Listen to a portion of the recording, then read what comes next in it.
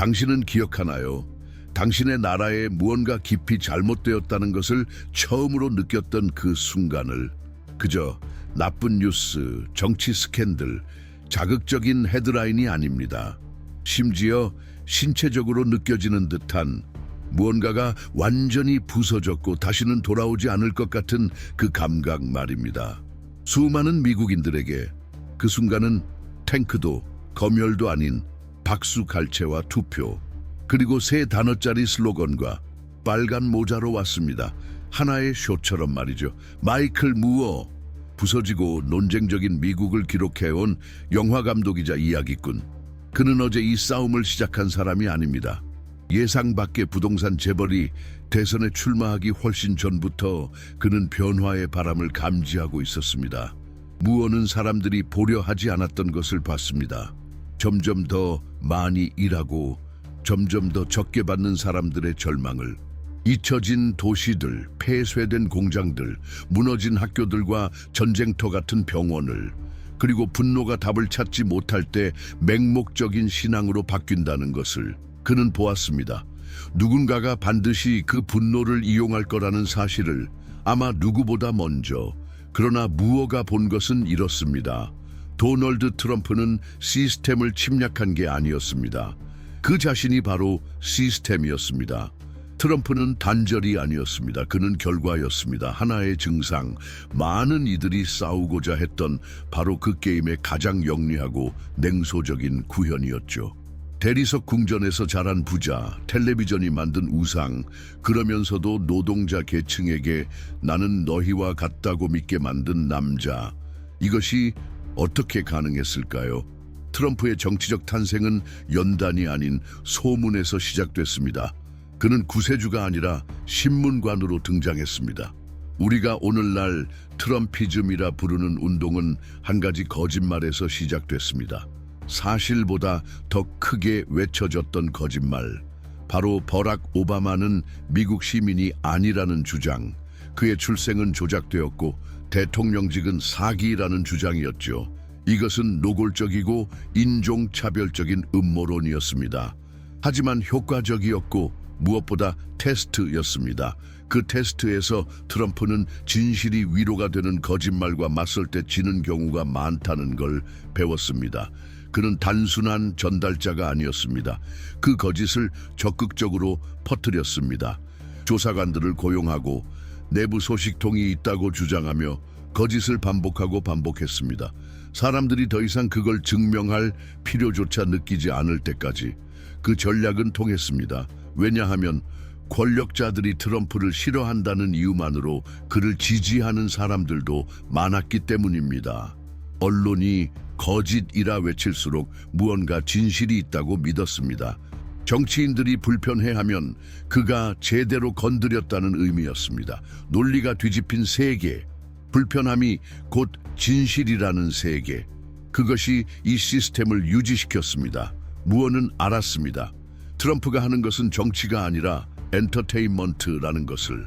해결책이 아니라 캐릭터의 문제였고 트럼프는 완벽하게 조각된 캐릭터였습니다. 자신감, 성공, 힘의 카리카투라, 즉석에서 만들어낸 영웅, 억눌린 사람들의 복수를 약속하며 구세주처럼 등장한 가짜 영웅. 그리고 사람들은 자신들을 보아주는 누군가가 필요했기에 기꺼이 그 가짜 영웅을 박수로 맞았습니다. 그렇다면 어떻게 카지노가 망하고 부동산 스캔들이 넘쳐나며 어두운 기업 세계와 얽힌 이 남자가 희망의 상징이 되었을까요? 답은 역시 거짓과 상처에 있습니다. 미래가 과거의 그림자처럼 느껴지는 미국에 살고 있다면 과거를 복수하겠다는 목소리는 정의처럼 들립니다. 당신의 도시가 서서히 죽어가고 아들이 일자리를 못 구하고 아버지가 치료 한 번 못 받은 차에 죽었다면 누군가에겐 책임이 있어야 합니다. 그리고 트럼프는 그 얼굴들을 정확히 제공했습니다. 이민자들, 언론인들, 교사들, 환경운동가들, 과학자들, 예술가들, 흑인들, 페미니스트들, 외국인들, 자유주의자들, 무슬림들, 활동가들, 국민의 적, 이 기이한 연극 한가운데서 마이클 무어는 목소리를 냈습니다. 충성스런 민주당원도 분노한 학자도 아닌 미국 중서부의 아들로서 빨간 모자를 쓰고 종교처럼 슬로건을 외치는 노동자들의 이름을 그는 알고 있었습니다. 그들을 미워하지 않았습니다. 그들을 이해했기 때문에 분노는 더욱 날카로웠습니다. 그는 알고 있었습니다. 약속은 절대 지켜지지 않을 거라는 것을. 트럼프는 시스템의 오류가 아니라 그 완벽한 구현이었습니다. 그는 가짜 뉴스를 단순히 조작한 것이 아닙니다. 그 자체를 발명한 사람이었습니다. 가짜 뉴스가 유행어가 되기 전부터 그는 이미 허위 정보를 마케팅 도구로 활용했습니다. 그리고 진실을 찾는 척조차 하지 않았습니다. 오히려 진실을 조롱했습니다. 진실은 불편함, 하찮은 것, 약점이었습니다. 중요한 건 오직 하나, 쇼, 임팩트, 퍼포먼스. 그리고 이 분야에서 그는 누구보다 뛰어났습니다. 하지만 가장 위험한 연기는 강한 재벌이나 불굴의 애국자가 아니라 시준 순교자시였습니다. 비판당하면 박해, 조사받으면 음모, 패배하면 부정선거. 수백만이 그 이야기를 믿었습니다. 왜냐하면 그 이야기는 그들 안에 공포를 건드렸기 때문입니다. 자신이 알던 나라가 사라지고 있다는 공포, 자신의 집이 더 이상 낯익지 않다는 공포. 트럼프는 단지 일자리와 안전을 약속한 것이 아니라 빼앗긴 정체성의 회복을 약속했습니다. 마이클 무어는 이걸 일찍부터 알았습니다. 트럼프의 당선은 정치적 오판이 아니라 존재적 절망의 외침이었습니다. 사실 많은 사람들에게 정치란 늘 관심을 둘 만한 일이 아니었습니다. 그저 소음이었죠. 멀고 반복적인 쇼, 정장을 입은 남자들이 자기들만의 언어로 떠드는 듯한 이해할 수 없는 연극. 그러다 어느 날 그 쇼가 화면을 뚫고 현관문을 밀고 들어왔습니다. 그리고 들어올 때 양해를 구하지 않았습니다. 일자리를 빼앗고 퇴직 계획을 무너뜨리고 수십 년간 운영해온 사업을 무너뜨렸습니다. 이미 약해져 있던 희망마저 완전히 짓밟고 사라졌습니다. 정치는 멀리 있는 무대가 아니라 살을 내는 고통이 된 순간부터 우리 삶의 한가운데 들어왔습니다. 현재 30에서 65 사이의 사람이라면 그 고통은 추상적인 것이 아닙니다. 분명한 주소를 가졌습니다. 관세 전쟁 이후 문 닫은 가족 기업, 끝이 없는 야간 교대, 약을 살 것인지 월세를 낼 것인지 택해야 하는 상황. 학위는 있지만 인턴 월급밖에 받지 못하는 딸. 공장에서 해고 통지서를 받아온 남편의 눈에 떠오른 우울의 그림자. 아플까 두려운 몸. 보험은 보장하지 않고 시스템은 응답하지 않으며 시간은 기다려주지 않습니다. 그리고 그런 상황 속에서 누군가 TV에 나와서 말합니다. 다 남 탓입니다. 외국인 탓, 기자들 탓, 잘못된 투표를 한 이웃 탓. 그저 조용히 살고 싶었던 당신은 이제 항상 긴장 속에 살아갑니다. 바로 이 지점에서 도널드 트럼프의 퍼포먼스는 정점에 도달했습니다. 정치인이 아니라 세일즈맨으로서 그는 해답을 팔지 않았습니다. 적을 팔았습니다. 증오할 대상을 제공했습니다. 그는 미국이라는 나라가 수십 년간 약속했던 노력하면 번영이 온다는 신화를 배신당한 국민에게 잠깐의 해방감을 팔았습니다. 아침 6시에 일어나 12시간 동안 일하고 세금을 내고 법을 지키며 올바르게 살아온 국민에게도 아메리칸 드림은 점점 손에서 미끄러져 갔습니다. 트럼프는 그것을 정확히 꿰뚫고 있었습니다.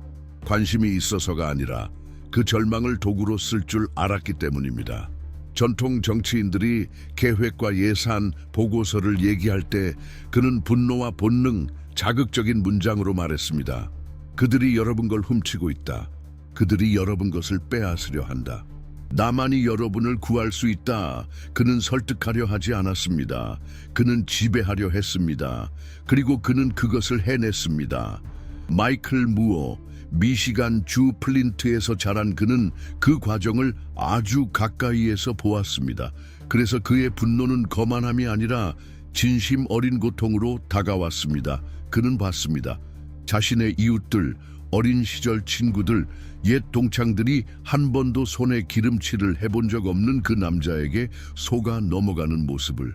무어는 아직 마음을 닫지 않은 이들을 향해 외쳤습니다. 트럼프는 뛰어나서 이긴 것이 아닙니다. 무시당했던 이들의 눈을 마주친 유일한 사람처럼 보였기에 이긴 것입니다. 하지만 그것은 거짓된 눈빛이었습니다. 반사된 이미지, 갖고 싶지만 절대 가질 수 없는 것을 진열장 너머로 보여주는 환상처럼.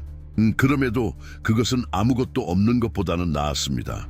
기계적인 기술 관료들의 냉소보다, 이전 대통령들의 차가운 연설보다, 국민을 통계 수치로만 보는 제도보다 그 거짓이 오히려 더 따뜻해 보였던 겁니다. 이것이 미국의 비극입니다. 세계에서 가장 성실하게 일하는 국민이 한 번도 제대로 일해본 적 없는 남자에게 조종당하고 있는 현실. 파산을 브랜드로 만들고 오만함을 미덕으로 포장하고 거짓을 예술로 승화시킨 남자.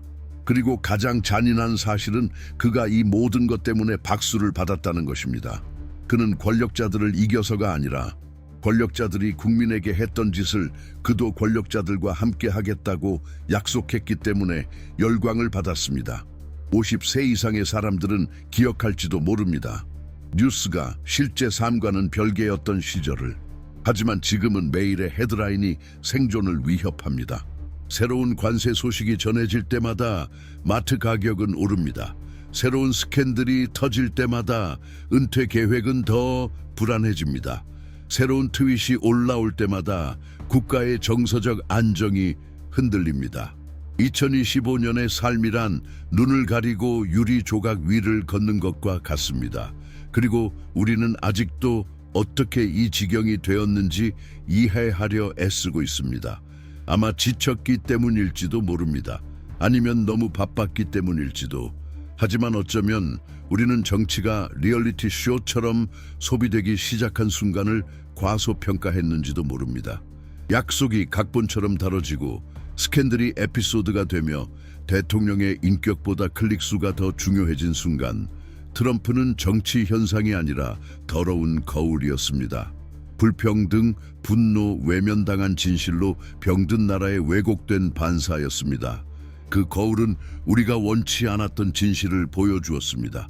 애국심 뒤에 감춰진 두려움, 허세 뒤에 감춰진 불안, 자부심 뒤에 감춰진 고통, 그 고통 속으로 무언은 뛰어들었습니다. 그리고 우리에게 수년간 외면해온 질문을 직면하게 만들었습니다. 오늘날 미국인이란 무엇인가? 우리는 무엇을 잃었는가? 살아남기 위해 얼마나 많은 자아를 죽여야 했는가? 얼마나 많은 침묵을 삼켰는가? 얼마나 많은 거짓을 견뎠는가? 그리고 가장 어려운 질문, 우리는 여전히 진실을 진실로 알아볼 수 있을까? 이 시기가 더 절박한 이유는 그 연극이 아직 끝나지 않았기 때문입니다. 트럼프는 선거에서 졌고 소송도 당했고 법원에서도 패했습니다. 그러나 그의 수사법은 살아있습니다. 소셜미디어와 허위 정보 채널, 음모론을 신념처럼 믿는 추종자들에 의해 유지되고 있습니다. 정치는 정체성이 되었습니다. 그리고 정체성은 사실만으로는 바뀌지 않습니다. 이제 진짜 위험은 트럼프 그 자체가 아니라 그가 남긴 유산입니다. 그를 흉내내는 새로운 정치인들, 폭력과 무지, 오만함이 정상으로 받아들여지는 문화, 큰 소리로 말하는 자가 옳고 이야기를 장악하면 현실도 장악한다고 믿는 논리. 하지만 아직 늦지 않았습니다. 돌아갈 길은 남아 있습니다. 그 길은 단순하지만 용기 있는 행동으로 시작됩니다. 우리가 속았음을 인정하는 것, 우리가 그 이야기를 믿었다는 것, 우리가 편안한 환상 속에서 살아가는 것을 택했음을 고백하는 것. 우리는 틀렸습니다. 하지만 실수는 끝이 아닙니다. 진짜 변화의 시작입니다. 그리고 그 변화를 이해하려면 세계를 바꾼 리더들의 이야기를 제대로 아는 것이 필수입니다. 도널드 트럼프가 절대 권력을 집착하듯 원했던 이유는 무엇일까요? 시진핑이 겪은 어린 시절의 상처와 야망은 그의 국가관에 어떤 영향을 미쳤을까요? 이들을 관통하는 공통된 특징은 무엇일까요? 그리고 그들의 이야기는 지금 우리가 마주한 위기와 어떻게 연결되는 걸까요? 이 질문들이 당신 마음을 흔든다면 정확한 제안이 있습니다. 지금 바로 도널드 트럼프와 시진핑의 상세한 전기를 담은 특별 이북을 확인해 보세요. 그들의 전략, 모순, 집착을 통해 오늘날의 지정학적 충돌을 더 깊이 이해할 수 있을 것입니다. 이북 링크는 고정 댓글에서 확인하세요. 한 사회가 부조리에 익숙해지면 어떤 일이 일어날까요? 한 세대가 이전에 용납되지 않았을 위반 행위를 무표정하게 지켜만 본다면 그 다음은 무엇일까요? 그 답은 균열 속에 있습니다. 사라진 신뢰, 식탁 위 대화에서 사라진 희망, 질문을 멈춘 아이들, 기대하지 않는 어른들, 그리고 수십 년 만에 손주의 미래를 걱정하기 시작한 노인들. 붕괴는 사이렌과 함께 오지 않습니다. 한숨과 함께 찾아옵니다. 마이클 무어는 미국이라는 감정적으로 무너진 나라의 연대기 작가로서 이 점점 깊어지는 침묵을 가장 경고해야 할 신호로 받아들였습니다. 그가 도널드 트럼프의 정치를 진 팀이 이겼다고 우기는 축구 경기에 비유했을 때 그건 단순한 은유가 아니었습니다. 경고였습니다. 누군가 경기 결과를 공공연하게 거짓말하며 모두가 믿기를 강요한다면 그는 단지 현실을 왜곡하는 게 아닙니다. 집단 복종의 한계를 시험하는 것입니다. 그런데 모두가 그래 라고 말한다면 이것이 바로 탈진실 post-truth. 이 민주주의에 침투했을 때 도사리는 공포입니다. 객관적 사실이 개인의 믿음으로 대체되는 순간 민주주의는 단지 손상되는 것이 아니라 형체를 잃습니다. 그리고 그 지점에서 많은 미국인들이 너무 늦게 깨어났습니다. 선거 패배의 부정은 고립된 사건이 아니었습니다. 더 큰 계획의 일부였습니다. 모든 실패를 음모로, 모든 비판을 박해로, 모든 제약을 순교로 바꾸는 전략. 트럼프는 고발될 때마다 자신을 새롭게 포장했습니다. 부패 혐의, 시스템이 그를 두려워한다는 증거, 과학자들의 비판, 불편한 진실을 말했다는 증거, 참전 용사들의 야유, 그들마저 조종당했다는 증거. 이것은 거울의 미로였습니다. 모든 빛은 그림자가 되었고 모든 그림자는 그의 신화를 더욱 키웠습니다. 하지만 그 신화에 균열이 가기 시작했습니다. 더 많은 사람들이 그 환상이 초래한 진짜 대가를 깨달으면서 구원의 서사는 서서히 무너졌습니다. 물가가 치솟고 삶의 비용이 견딜 수 없는 수준을 넘었고 고기, 가스, 전기 요금이 모든 대화의 주제가 되었습니다. 하지만 숫자보다 더 고통스러웠던 건 버려졌다는 감각이었습니다. 계획은 없었습니다. 쇼만 남아 있었죠.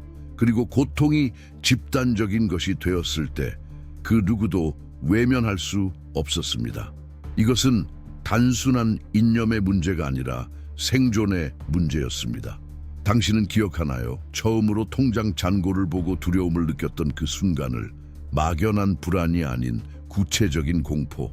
이번 달을 어떻게 넘길지 모를 때, 냉장고를 채우는 대신 건강보험료를 내야 할 때, 자유와 번영을 타협할 수 없는 기본 가치로 약속했던 나라에서 그 약속은 당신을 잡아먹고 있었습니다.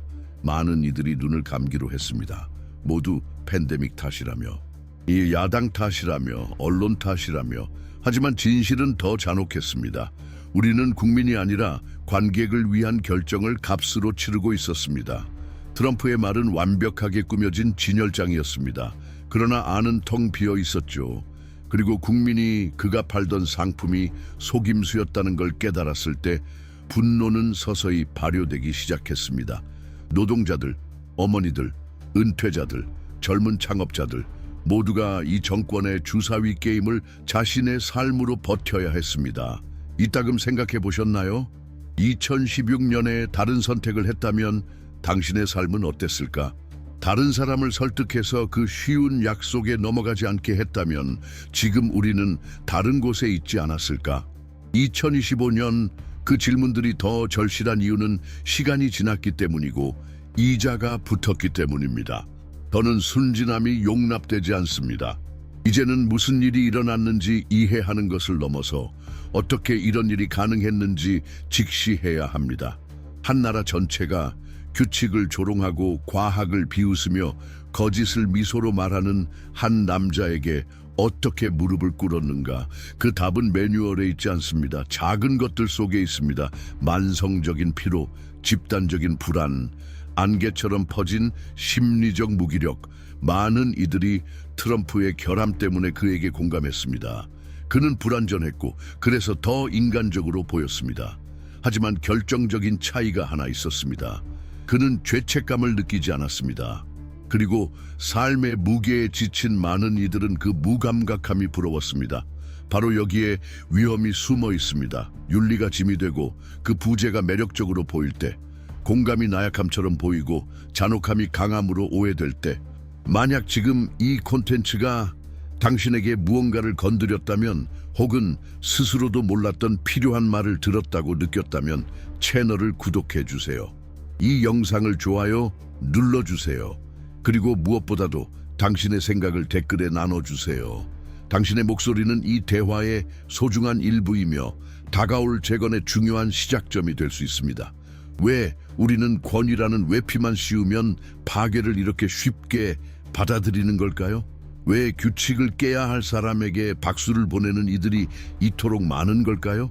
모두가 시끄러운 스캔들에만 집중하고 있을 때 훨씬 더 치밀한 계획이 정확하게 실행되고 있었습니다.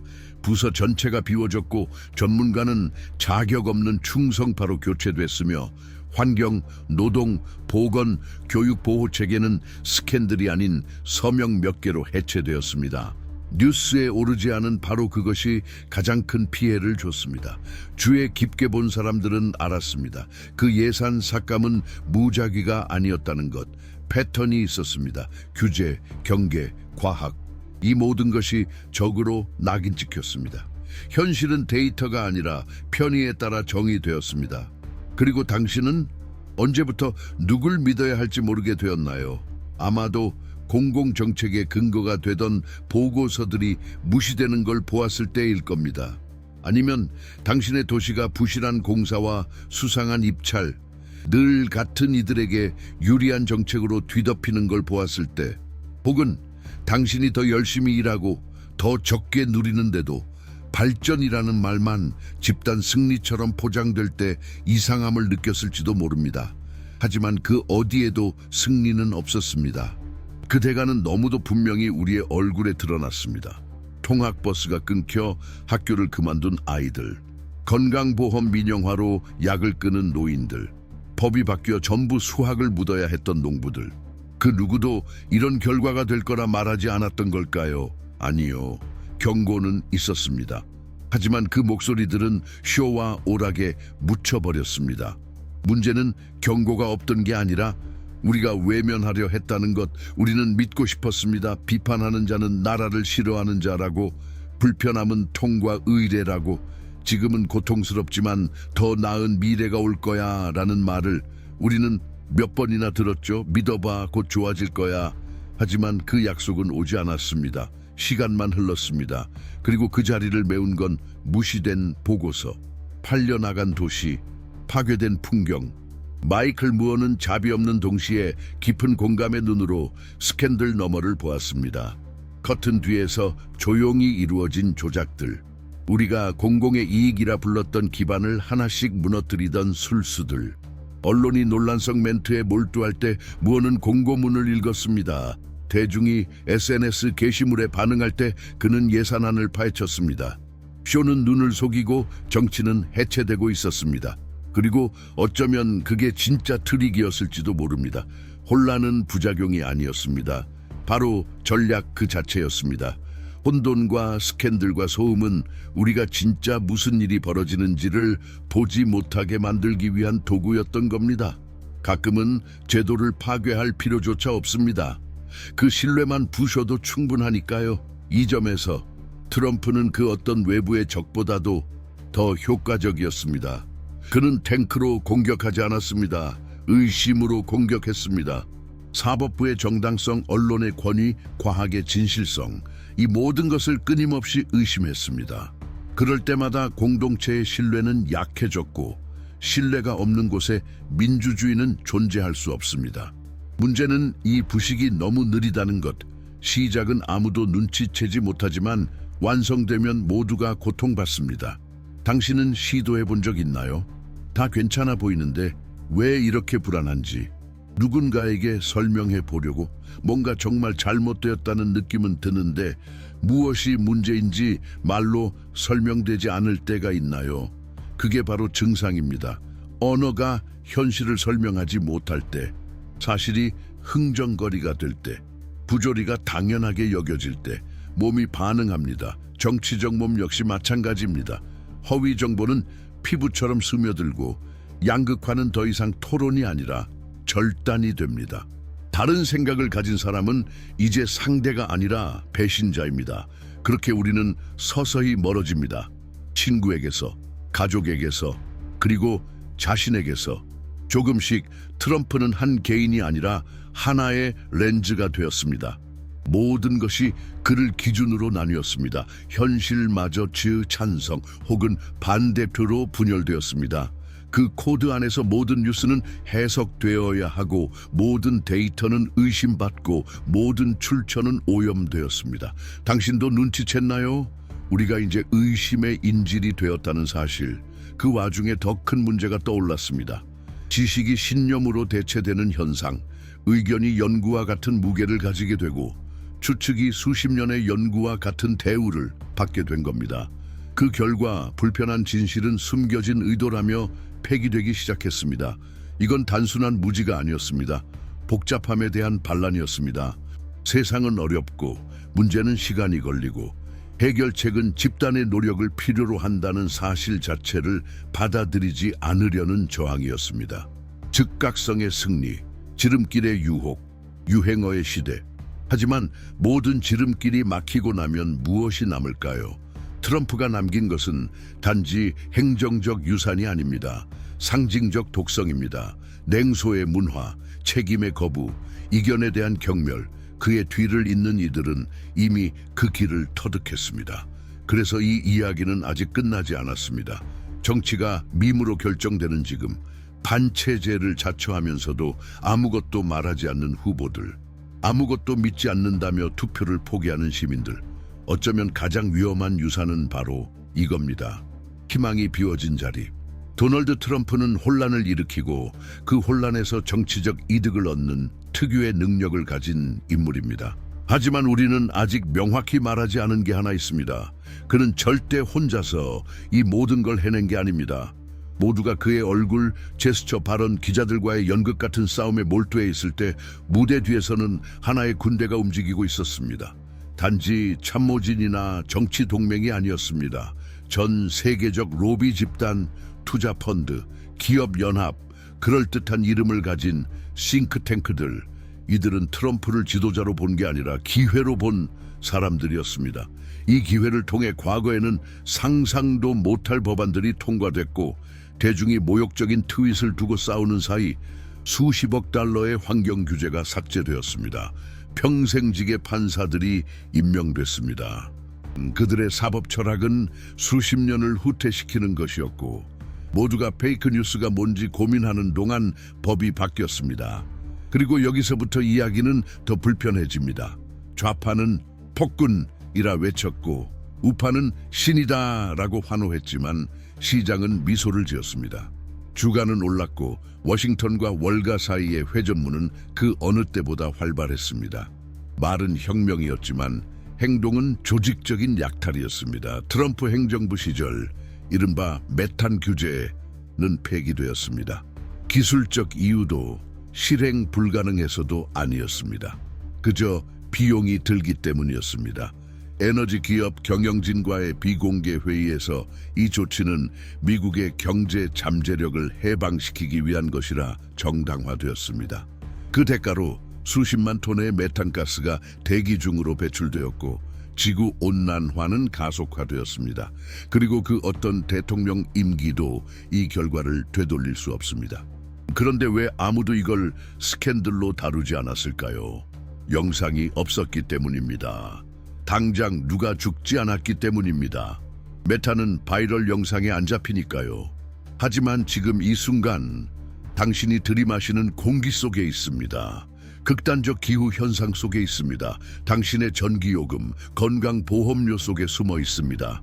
메탄은 당신의 주머니에도, 농장의 가뭄과 홍수에도 존재하고 있습니다. 이건 비유가 아닙니다. 정치쇼 뒤에 숨은 객관적 현실입니다. 그래서 더 소화하기 어려운 겁니다.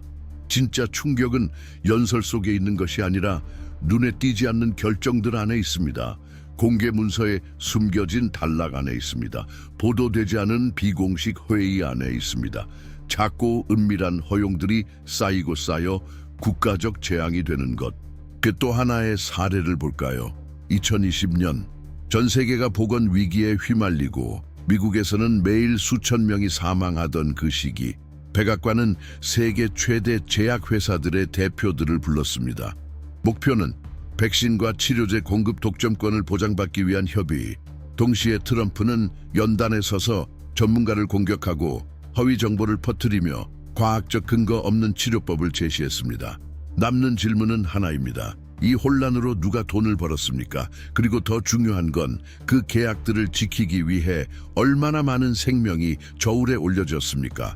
이런 이야기는 우연이 아닙니다. 하나의 패턴입니다. 공익은 협상 가능하고 진실은 폐기 가능하고 수백만의 고통은 조작 가능한 통계일 뿐인 세상. 당신도 기억할지 모릅니다. 작은 가게를 운영하던 삼촌이 아무 경고 없이 대출이 끊겨 폐업했던 순간, 병원이 포화되고 행정은 엉망이라 친구의 병이 너무 늦게 진단된 순간, 혹은 당신 자신이 이해할 수 없는 광기를 당연한 일상으로 견뎌야 했던 순간들, 이 모든 것에는 하나의 근원이 있습니다. 그리고 그것은 이념이 아니라 구조입니다. 혼란과 속도, 얕은 정보로 움직이는 기계의 결과. 그리고 트럼프는 그 기계를 만든 사람은 아니지만 그 어떤 이보다 효율적으로 조종했던 자입니다. 당신은 느낄 수 있나요? 살아가는 것과 사라지는 것의 차이. 트럼프는 단지 투표로 승리한 게 아닙니다.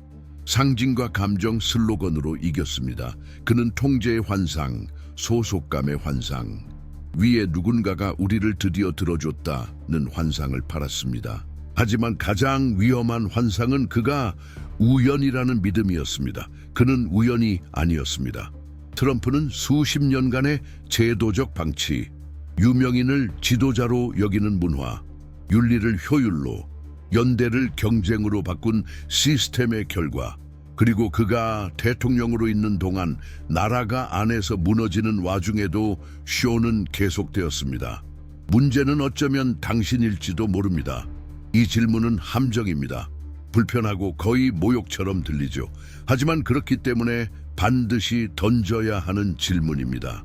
지난 몇 년 동안 이 나라의 거의 모든 사람은 적은 외부에 있다고 믿도록 유도당했습니다. 다른 정당, 다른 도시, 다른 피부색, 다른 언어, 다른 국기 속에 적이 있다고, 그리고 우리는 서로에게 손가락질하고 친구와의 인연을 끊고 가족을 차단하고 낯선 사람에게 고함을 치는 사이, 우리를 정말로 억압하는 기계는 그 모든 개인적인 전쟁을 연료 삼아 계속 돌아가고 있었습니다. 도널드 트럼프는 분열을 만든 사람이 아닙니다. 그는 그 분열을 수익으로 바꾸는 법을 알았던 사람입니다. 그것도 상징적, 추상적, 이념적인 수익이 아니라 진짜 돈, 수십억 달러에 달하는 계약, 광고, 불투명한 동맹, 조세 회피처에 숨겨진 의심스러운 투자. 그리고 당신은 소비자가 되었습니다. 당신은 수익화의 대상이었습니다. 당신의 분노, 당신의 믿음, 당신의 분개, 당신의 절망 모두 포장되어 세분화되고 타겟팅되고 캠페인과 상품과 내러티브로 팔려나갔습니다. 당신은 유권자가 아니었습니다. 캠페인 자산이었습니다. 도구였습니다. 그리고 가장 잔혹한 사실, 당신은 미소 지으며 그걸 받아들였습니다. 왜냐하면 그 속임수는 완벽했기 때문입니다. 트럼프가 다르다고 당신을 설득한 게 아니라 당신과 같다고 믿게 만든 것이 진짜 속임수였습니다. 그도 고통을 겪고, 그도 무시당하고, 그도 박해받는다고.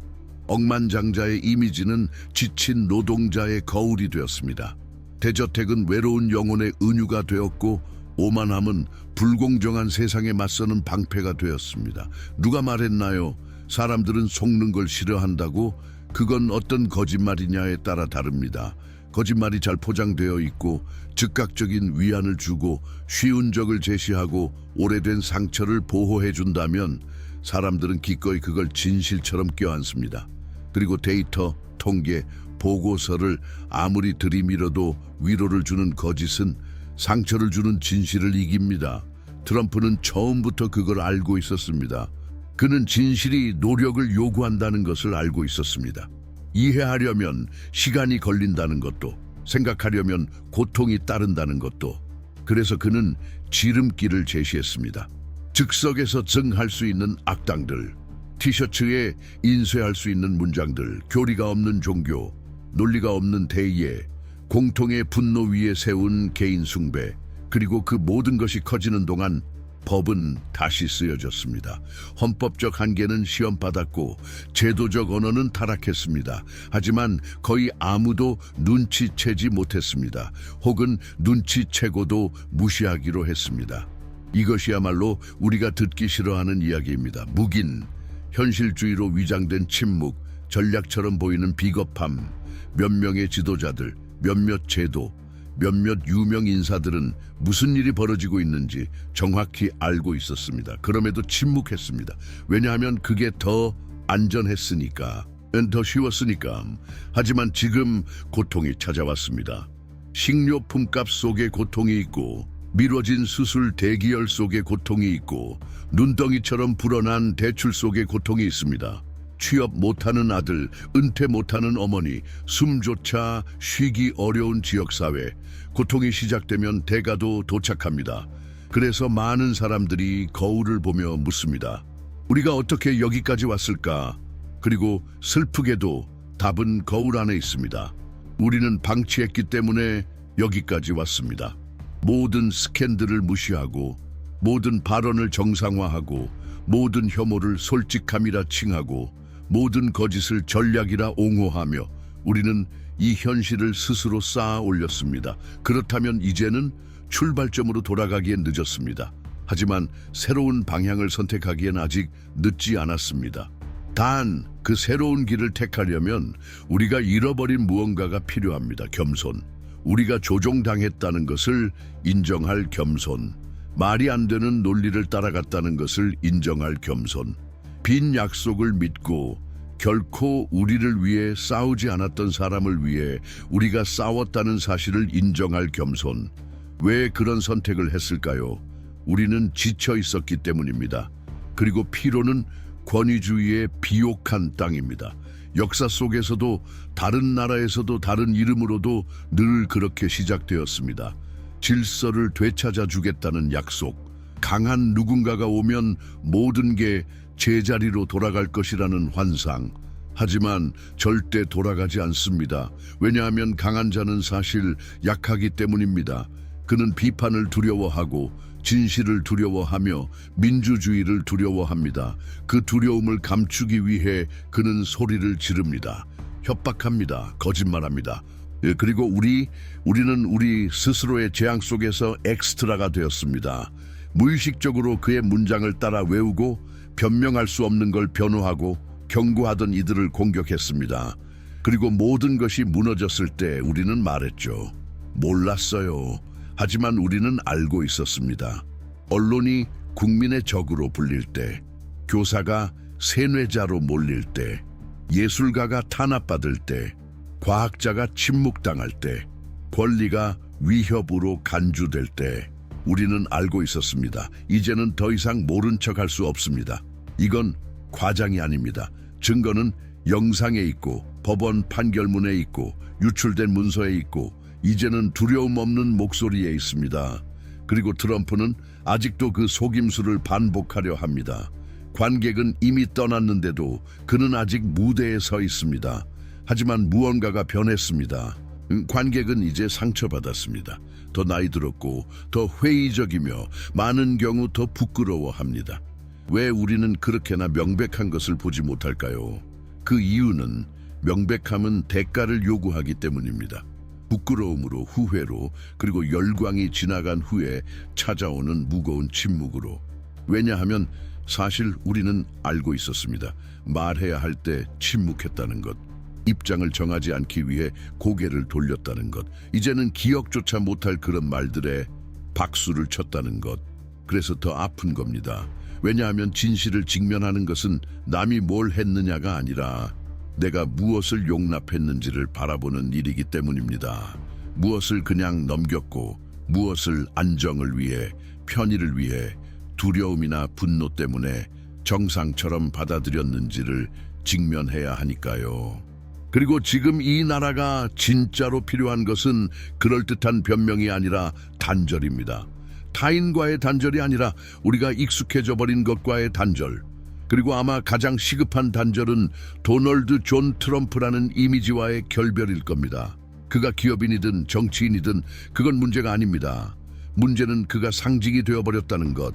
그 자신보다 더 크고 더 위험한 존재로 트럼프는 틀이 되었고 언어가 되었고 소속감을 확인하는 암호가 되었고 분노와 원한, 공백을 정당화하는 비밀번호가 되었습니다. 2016년 이후 당신은 몇 번이나 트럼프라는 이름을 빌려 지탱할 수 없던 입장을 지지해 왔나요? 당신은 몇 번이나 자기 내면의 공허를 마주하지 않기 위해 그의 약속에 기대어 왔나요? 트럼프는 더 이상 한 인간이 아닙니다. 집단적 반사체이고 알고리즘과 밈, 헤드라인과 공포로 깎아낸 하나의 원형 아르케타입입니다. 그는 농담에 숨어 있었고 아이러니 속에 있었고 술자리 대화에 섞여 있었고 혼란을 키우는 양극화 속에 자리를 잡았습니다. 그렇게 그는 중독이 되었습니다. 존재 자체가 아니라 그가 채워주던 역할 때문에. 하지만 모든 중독에는 유통기한이 있습니다. 그리고 지금 그의 추종자들을 가장 괴롭히는 건 비판이 아니라 바로 시효 만료일 겁니다. 그들이 끝까지 따르겠다 맹세했던 그 남자가 이미 백그라운드에서 교체되고 있다는 현실. 그를 마지못해 수용하는 세력들. 하지만 그들은 이미 다음 단계를 준비 중입니다. 역사는 이미 페이지를 넘겼습니다. 그런데 그는 아직도 조명을 붙잡고 있으려 합니다. 그는 느낍니다. 그래서 소리 지릅니다. 협박합니다. 거짓된 전쟁을 만듭니다. 왜냐하면 그의 권력은 늘 연극이었기 때문입니다. 그리고 지금 무대는 한 조각씩 해체되고 있습니다. 그래서 이 질문은 더 이상 미룰 수 없습니다. 당신은 이제 남은 것들과 무엇을 할 건가요? 당신의 기억, 당신의 양심, 그리고 입 밖으로 꺼내지 못했지만 조용히 따라다니는 작은 수치심들 계속 반복하실 건가요? 아니면 다시 시작하시겠습니까? 다시 시작하는 일은 노력이 듭니다. 통찰이 필요합니다. 겉모습 뒤의 구조와 기제를 파악하는 눈, 정상에 오른 이들의 상처, 야망, 공허를 읽어내는 힘. 그들은 우연히 그 자리에 오르지 않았습니다. 그들은 자신의 트라우마로 국가를 설계했습니다. 그들은 약점을 교리로 바꾸고 상처를 권력 전략으로 변형시켰습니다. 그래서 우리는 도널드 트럼프와 시진핑 같은 인물들의 깊은 프로필을 담은 무료 이북을 만들었습니다. 이건 단순한 캐리커처가 아닙니다. 정치적이고 인간적인 정밀 진단입니다. 왜냐하면 누구도 세상을 혼자 지배하지 않지만 모든 리더는 흔적을 남깁니다. 그리고 그 흔적을 읽을 수 있다면 다가올 방향도 미리 볼 수 있습니다. 링크는 고정 댓글에 있습니다. 이제 이 모든 이야기를 끝내며 당신께 단 한 가지만 부탁드리고 싶습니다. 이 영상이 당신 안에 숨겨졌던 무언가를 건드렸다면, 이미 잠들어 있던 감정을 깨웠다면 좋아요를 눌러주세요. 채널을 구독해주세요. 그리고 당신이 진짜로 느낀 것을 댓글에 남겨주세요. 세상이 기대하는 답이 아니라 당신 마음 깊은 곳의 진짜 목소리. 이 채널은 당신을 설득하려는 게 아닙니다. 당신을 깨우기 위한 공간입니다. 여기까지 와주셔서 정말 감사합니다. 이 영상은 기분 좋게 하려고 만든 게 아닙니다. 더는 외면할 수 없는 상처를 건드리고 당신이 미루어온 질문을 당신 스스로에게 던지게 하려고 만든 겁니다. 그리고 어떤 차원에서든 이 영상이 당신을 움직였다면 그것으로 충분합니다. 곧 다시 만나요. 그리고 다가올 것들은 지금보다 더 당신을 흔들 수 있습니다.